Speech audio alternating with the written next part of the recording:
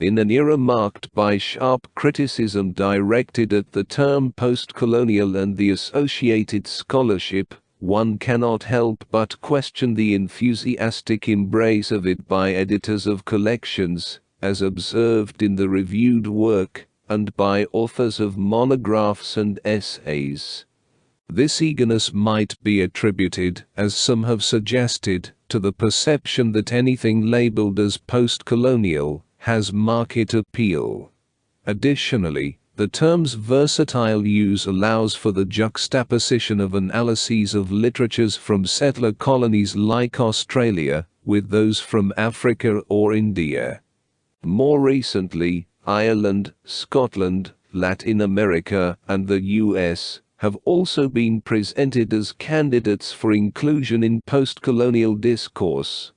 Consequently, some scholars within the realm of post-colonial studies have expressed a desire to abandon the term altogether, given that its critical utility has been rendered virtually incoherent.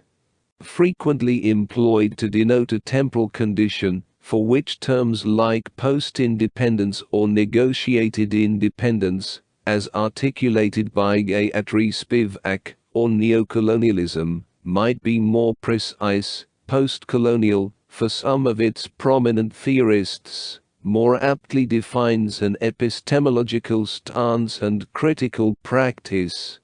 This stance signifies knowledge and strategies of representation that emerge as an aftermath, or after being worked over by colonialism.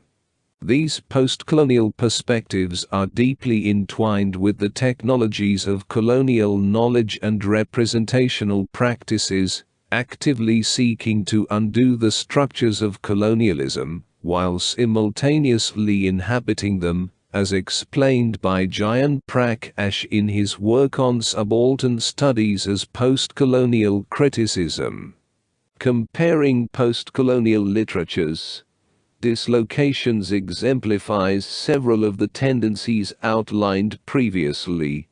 Originating from a conference on post-colonial literatures at the University of North London, the collection endeavours to address the lack of attention to linguistic boundaries, the situation of the British Isles, non-British colonial formations, and cross-cultural influences predating modern colonialism. Casting a wide net, the collection encompasses essays on Ireland, 4, Scotland, 1, the Indian subcontinent, 1, Latin America, 1, Australia, 1, the Anglophone and Francophone Caribbean, 4, Africa, 1, and the US, 3. The essays, drawing from diverse geographical and historical contexts, frequently engage with the term post-colonial in the senses described earlier.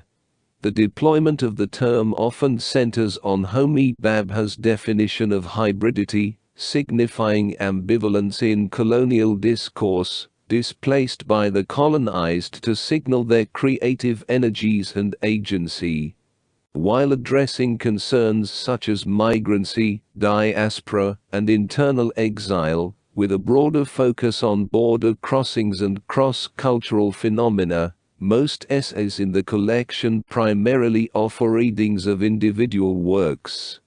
Only 2 essays, by Patricia Murray and Nara Orjo, approach something akin to comparative analysis. Despite the editor's assertion regarding the necessity of a comparative study of linguistic and cultural formations resulting from various colonialisms, the collection falls short of delivering on this promise. Although it claims to embody dislocation both as a subject matter and formal strategy within the essays, presenting itself as distinct from the current constitution of post-colonial studies, it largely repeats the critical maneuvers used to categorize a growing body of work as post-colonial. As a result, the promise of genuine dislocation in the collection remains largely unfulfilled.